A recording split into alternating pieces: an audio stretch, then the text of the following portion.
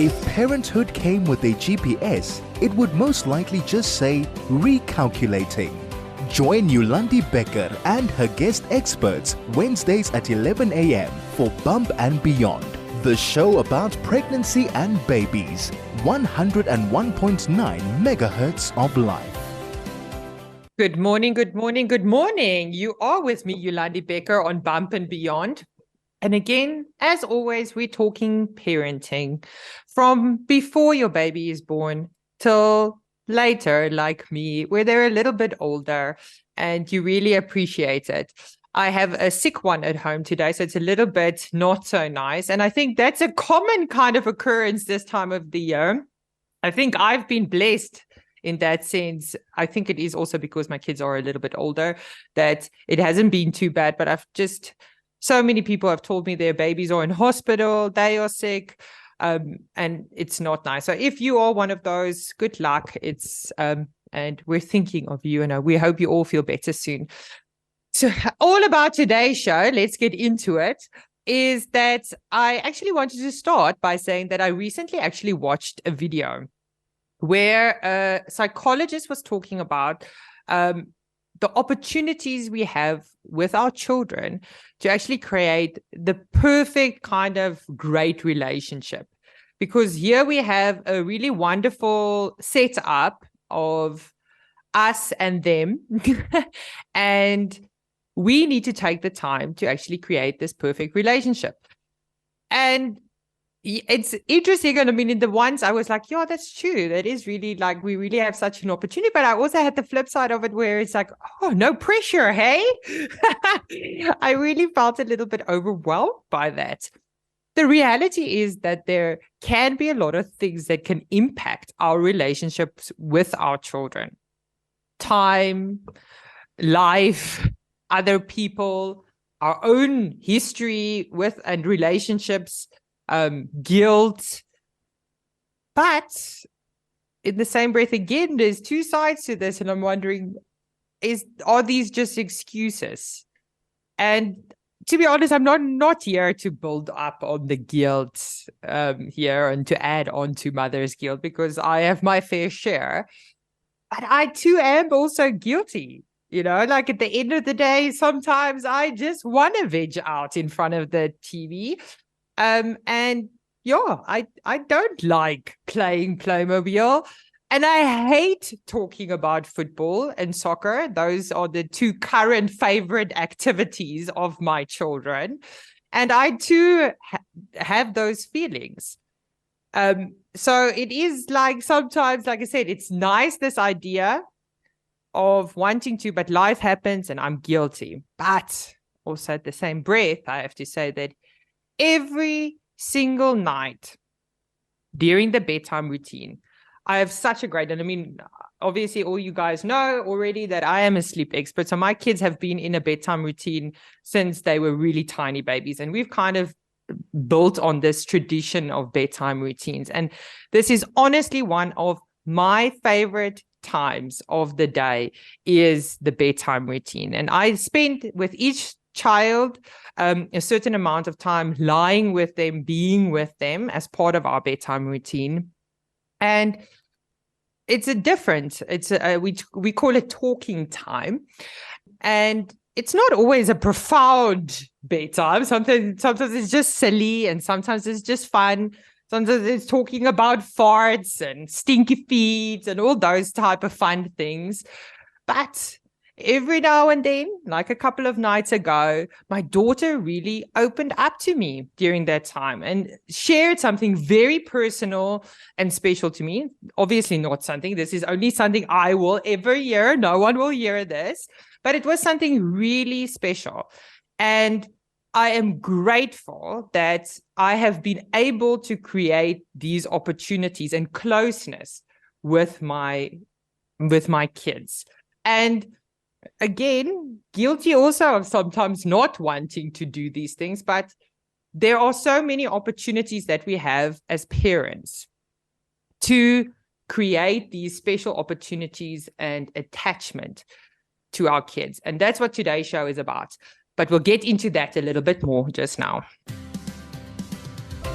This is Bump and Beyond with Yolandi Becker, the show about pregnancy and babies. 101.9 megahertz of life. If you've just joined me, you are on Bump and Beyond, and I am your host, Yolandi Becker.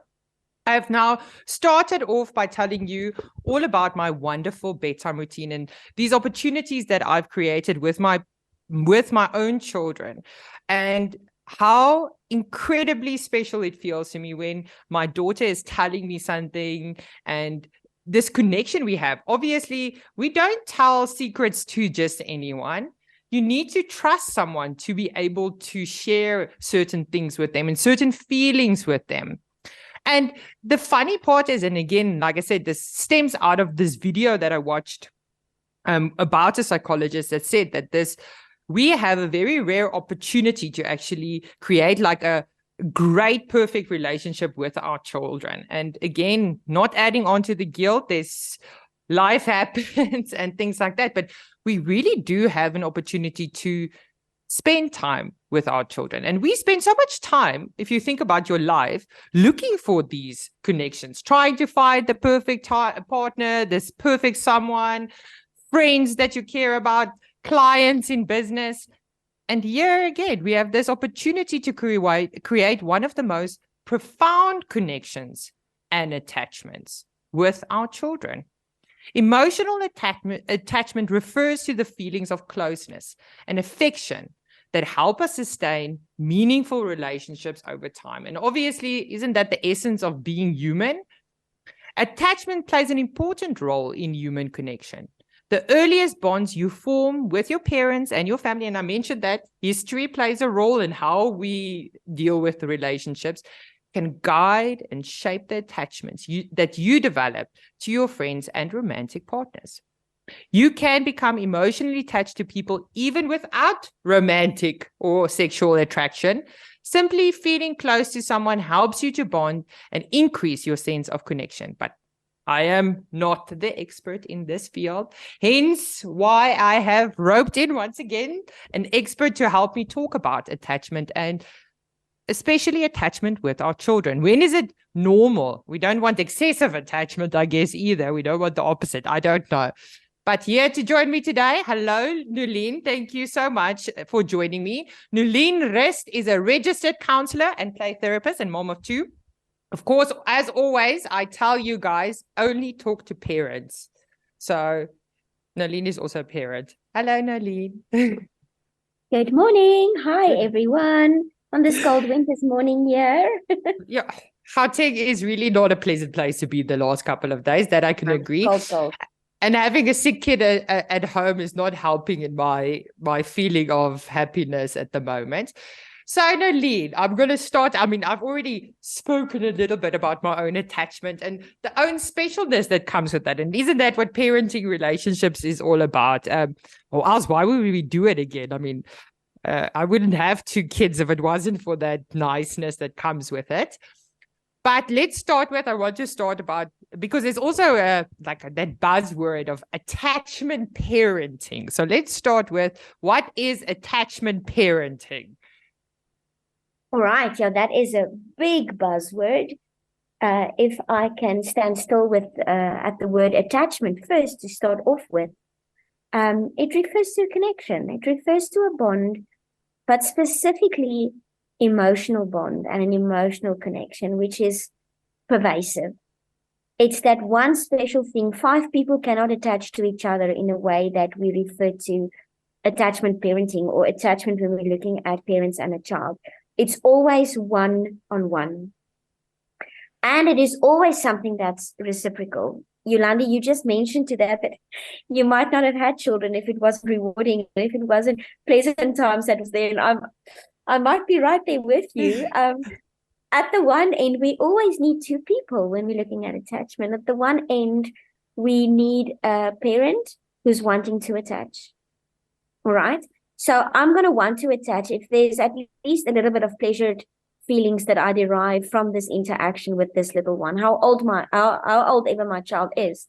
And then on the other end of the continuum is we have a child with the born-in capacity and need and skill set to want to attach for survival.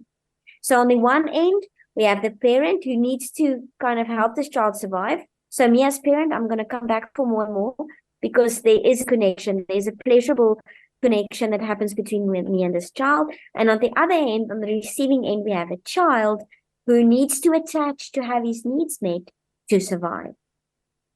So I love that. Yes, that's the backdrop of attachment parenting. So this new buzzword, I'm not sure it's that new. It might be 8 years. No, I think it's a while already. Yes, but you won't find this term in a bit older scholars' work and older psychologists' work. We were just talking about attachment as a concept on its own. So attachment parenting refers to a unique way of parenting that fosters you attaching with your child. So this type of parenting promotes attachment and parental attunement. It's riddled with good things like empathy, sensitivity, closeness, responsiveness, touch. And there's very positive things that stem from this. But this is one way of parenting. And if we open any parenting book, we would see that there are as many books as there are, as many people as there are, there's opinions and ideas on how to parent. So attachment parenting is one way of doing it. But the premise or the backdrop to which that happens is found in attachment theory and the work of attachment in the field of psychology. And I mean, to start off with on what you were just saying, like about children's need to attach. And I mean, in all honesty, I often, even in my business, I refer to that with parents, like when parents are like, how do I reward my 2-year-old? And then I'm always saying, it's like, you just being super excited and pumped up will make them be super excited and pumped up because they are so in tuned and beautifully aligned with us. And they really, I mean, I always say that unconditional love, eventually it goes away, just FYI. Then you have to work at it a little bit more. But it is, and which has a different reward to it again, and a different feeling to it again, of course. But it is really, I've never met a child that doesn't want to attach to their parent and doesn't want to connect with their parent. It really is beautiful, and we shouldn't take that for granted. The other thing as well with regards to attachment parenting, like you mentioned, there is a lot of different schools on thought in parenting.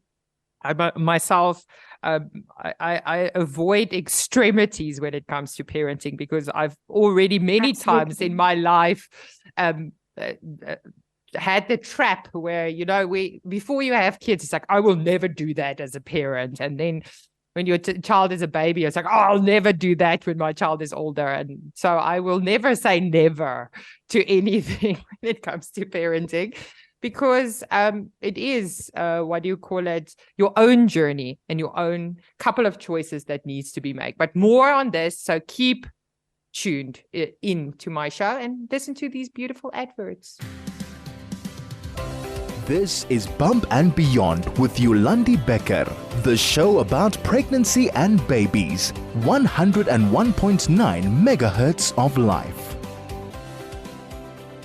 If you've just joined me, you are on, I'm just making a mental note. If you've just joined me, you are on Bump and Beyond with me, Yolandi Becker, and we are speaking today about attachment. I haven't even mentioned it, that of course, as always, I do want you to chat with us. So if you have any questions and comments about your own relationships, whether it is with your kids, with your parents, with your grandchildren, anything like that, you are more than welcome to send us a message on Telegram on 061 895 1019. I know most of you are the good High FM listeners. You have this Telegram number on your Telegram. So just message us and we will have a look out for it. SMS us on 34519. SMSs are charged at R1.50, or you can even phone in and chat with me and Nolene about attachment on 010 140 3020. And of course, if you really want to, you can send an email at instudio@highfm.com. So I do have a message here already. Thank you, Carol Creer, for reminding me to include you in the show. It is, of course, about you. She agrees. She says her bedtime is very special. And my daughter has strict rules for bedtime, so much so that when she has to go babysit her little grandson, they will come to her and say, Nanny, I am ready for bed. They never stay up late. They want to go to bed. And it's story time, and it's never a problem at bedtime. And I'm telling you, bedtime has many benefits, especially for sleep, of course, but attachment is definitely also one of them. So before we were finishing our thoughts, Nolene, we were talking about attachment and attachment parenting we started off with. And I said to you that I'm not ever an extremist when it comes to any decisions anymore, because I've been faltered in my thinking many times when I say, oh, I'm never going to do this again. And it's the same for me with attachment parenting. I always feel that parenting is a combination of choices, and it will be impossible for two people to make the same combination of choices. There's just too many variables to have. And we don't know as parents which combination is going to have the desired outcome, because do we really know what is the desired outcome? But anyway, let me get off my soapbox here and talk about attachment. Also now the next thing. So now we understand attachment theory of, not so much attachment theory, attachment parenting. What is normal attachment? Let's start with that. What is a normal attachment? All right. I'm so glad you asked. In terms of normal attachment, the premise that attachment theory holds, I'm going to refer to. Yes. And then I think we also need to take into account the specific children's age that we are attaching to. I'm going to attach in a different way to a 2-year-old than I will attach to a 14-year-old. And by the way, our 14-year-olds still need to attach with us, right? Never stop attaching. That's what keeps us alive as human beings until the day we die. No. So getting back to what the normal attachments look like, again, it depends on the age group. But if we look at young children, we know that in a normal attached relationship with a child and a caregiver, a young child, is there would be needs. Needs come up. The child protests or show in a specific way, hang on, I have a need. And the parent responds to that. Yes. By at least guessing. Sometimes we just need to guess. Sometimes we don't know what our child wants. So then we just guess, As long as we're guessing and as long as we keep on guessing. I have this term that I refer to as putting on my wonder glasses. So that's not Wonder Woman. That's not what I'm talking about. The wonder glasses is a cognitive process of me wondering what things are about for my child, what this is currently like for my child, and what my child needs in this moment. So over time, if these needs are being addressed over time, secure, normal attachment should happen. That means as a child, I know that my needs will be met. That means as a child, I know that my environment is predictable and safe. And as a child, I know that other people are pleasant and not unsafe. So this is a very concise answer that I'm trying to give you in a couple of minutes, but I think that gets to the gist of it. Yes. There are thoughts that you can go. No, I wanted to say that in the end, I think that for me personally, what I've learned now and again, we do incorporate bedtime and attachment very much as part of our any kind of sleep-related plan that we do when I'm talking now about sleep-related things. So for me, this is like a basis of anything. And I think one of the mistakes that parents sometimes make for me is that, especially in this technology-driven world we're living in, is that people mistake physical attachment to attachment. And I've often seen it where parents are literally physically attached to their child, but not there at all. Looking on their phone, being on Facebook, and not being actually physically present at all, because they are physically there, but they're not there.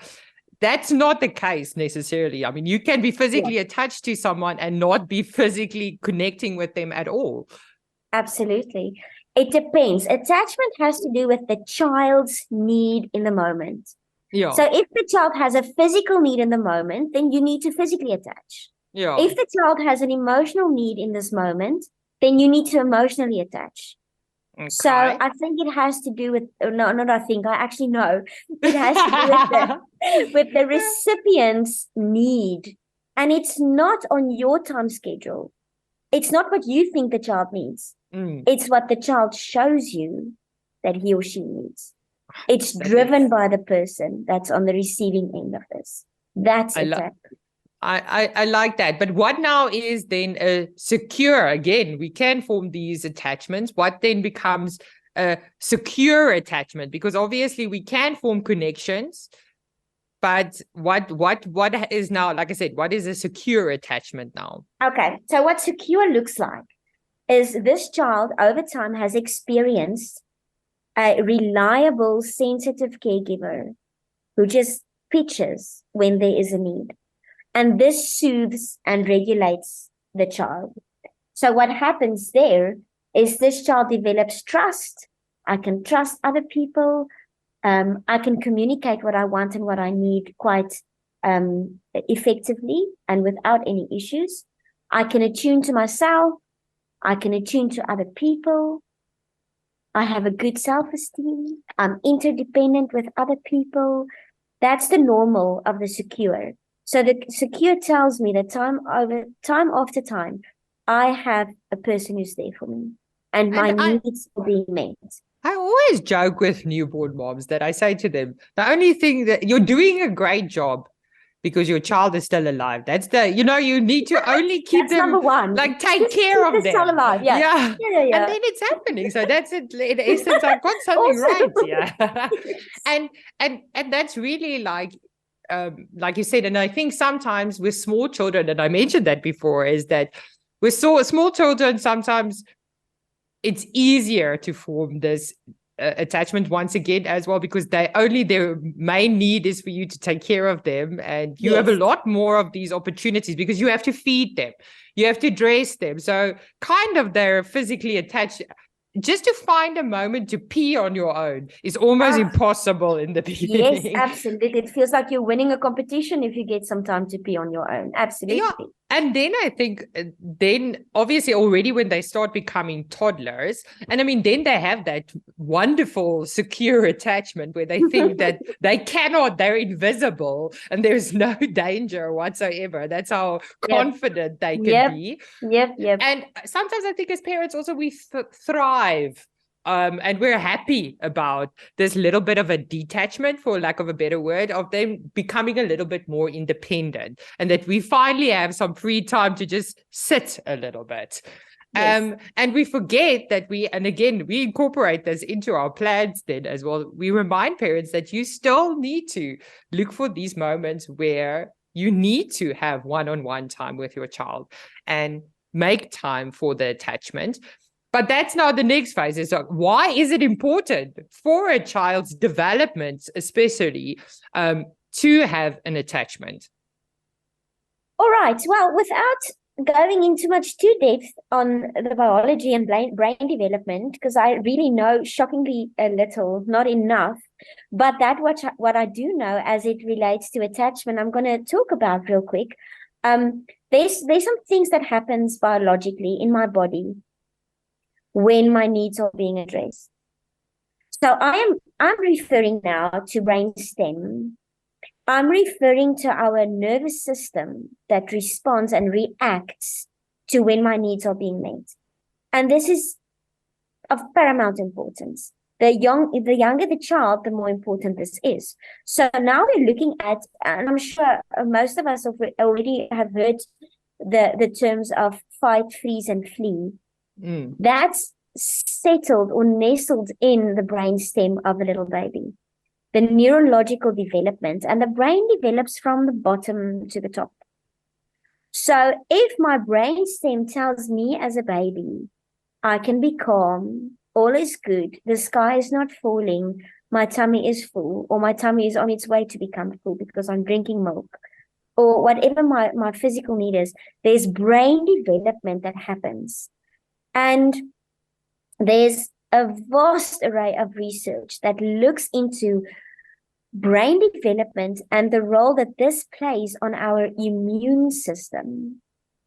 It plays a lot of roles in other systems as well. But if we can just stand still at the immune system and sort of getting that linked to my physical health, not only as a young child, but later in life. If I have a strong immune system, chances are I'm going to live longer. That's what research tells us. There's this whole study field of adverse childhood experiences where they've studied people who've been through bad experiences and the effect that has on their medical and mental and medical states. And it can, if you have a lot of negative experiences growing up, it can add to you shaving off years of your life that you can actually die 10 or 20 years earlier than you should die. And this research points to exactly this, what I'm saying, the immune system and our health being compromised or not. So the rest of that speaks for itself if we just look at the body and the effect that a healthy attachment has on our bodies. If I can go over to mind, our minds, there's this term called executive functioning. And those are skills that's higher order brain development skills, which seems to be positively developing in a good way if a child has the basis and the foundation of a secure attachment. And these are things like metacognition, thinking about my cognitive skills and abilities, things like impulse control, things like memory. So all academic stuff, us wanting our children to have academic success, will be given or will be very much increased and enhanced if a child has the opportunity, or has had for years now, the opportunity to build on a secure, strong attachment. Then there's going to be academic success. Very, very interesting. If you've just joined us, you are on 101.9 High FM, and this is Bump and Beyond with me, your host, Yolandi Becker, and I'm speaking attachment today with registered counselor and play therapist Nolene Rest. So we're specifically now talking about the impact of what attachment and a secure attachment can have on your child's own development. And I mean, for me, I always refer to, again, like adults. And we know that if you're stressing about your fight with your husband or whatever, for argument's sake, and you're stressing about certain things, it distracts you during the day and you can't think of something else during the day. And that's the same also. And even if you're worried about money or something like that, it distracts you and you're focused on that thing. And this is exactly, I feel, what Nolene was saying, is that if your baby, because obviously their needs is not money and a fight with your husband, their needs are or need to be met by you. And if they're focusing on, am I going to get food later? Or am I going to get attention later? Then they're only focusing on that, and they can't focus on exploring their world and learning new skills and the incredible amount of skills that need to happen if they are distracted by these basic things that are not met. And one of these basic things obviously being attachment. But I want to go a little bit on the other side now of it, Nolene. Can a person be too attached? I know some boyfriends might say that their girlfriends are too attached, but I don't know if it relates to children. You are saying this jokingly, but you are touching on some truth there. Our attachment style as a young baby, the way we come into this world, and our people who should care for us, attached to us, it kind of sets the blueprint for all our adult relationships later in life. Oh, wow. It sets the blueprint. So you were saying something, you were hitting the nail on the head by making that comment. If you refer to someone as being overly attached or too attached, that is known as an anxious attachment style that is driven from a place of being anxious. So if I'm anxious, it means I'm not secure. It means my needs are not being met in the way that I need them to be met. So that is known as an ambivalent attachment style, which comes from anxious ambivalent. Sorry, anxious ambivalent. Yeah.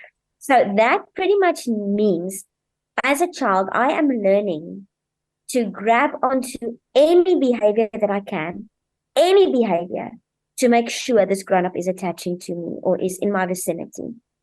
So that can mean I'm going to clean. That can be I'm going to be overly attached because I'm not sure when my needs will be met again. I'm not sure if you're going to leave the room or you're going to leave my life, or I'm going to see you in 2 weeks or in 7 weeks, or if I'm not going to see you ever again. So that's the second attachment style that we refer to in the fields of psychology. Oh, my guest Nolene is frozen now. See, this is the life of live radio. Hey, Craig. That sometimes we have to take a break a little bit quicker. This is Bump and Beyond with Yolandi Becker, the show about pregnancy and babies. 101.9 megahertz of life. If you've just joined me, you are on 101.9 High FM with me, Yolandi Becker. Unfortunately, my guest Nolene has been cut off. I think it's technology is not always in our favor. Today we are talking attachment. And again, she was referring to many different things when it comes to attachment. And attachment parenting, for one, again, I want to reiterate, is one parenting style. But I guess as parents, don't we all want to form an attachment to our children? There's so many, sometimes it feels like it's the only benefit is this relationship that we have with our children, but it is such a special relationship that we can have with them. This is Bump and Beyond with Yolandi Becker, the show about pregnancy and babies. 101.9 megahertz of life. If you've just joined me, you are now on 101.9 High FM, and this is Bump and Beyond, and I am your host, Yolandi Becker. Today we are talking attachment, and apparently we are having some technical difficulties getting my expert guest, Nolene Rist, back on track. So, Nolene, if you're out there, you can join us again. I feel like I didn't say anything rude to make her leave. Not ruder than normal, anyway. Especially not ruder than my last show. If you've missed the show, we've been talking about attachment. And of course, all we have spoken with Nolene will be available on a podcast with other podcasts on our website, highfm.com. And please, of course, our other shows on High FM are also available as podcasts on our website, highfm.com.